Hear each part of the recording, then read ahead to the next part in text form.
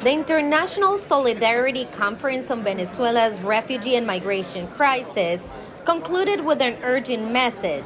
Beyond raising funds, the conference aimed to highlight the plight of millions of Venezuelans migrating throughout Latin America, according to the EU's High Representative for Foreign Affairs, Federica Mogherini.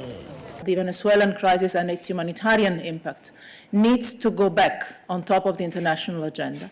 And I believe that this conference today has been a success in this respect. We count obviously also on you to report about the mobilization that the global community has managed to put in place so far, and it's committed to do in the future. The United States pledged an additional $10 million address the migratory impact of Venezuelans' deepening crisis. About $3 million is for HIV/AIDS treatment. That'll be taking place in neighboring countries, including Colombia and Peru. There's money for vaccinations, including TB and malaria, and that will be taking place inside Venezuela. We also have funding for anti-trafficking.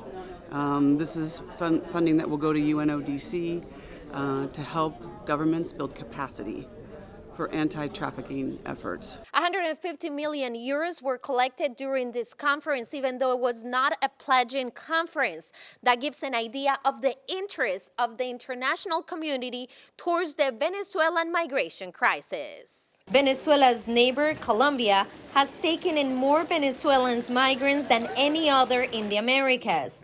Foreign Minister Holmes Trujillo praised the event.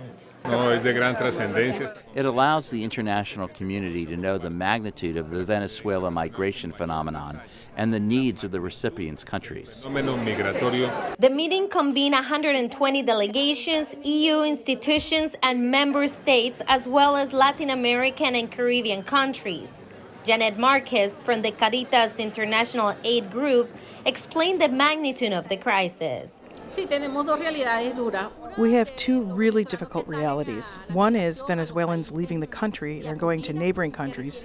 Those countries need help, funds to protect people that are leaving.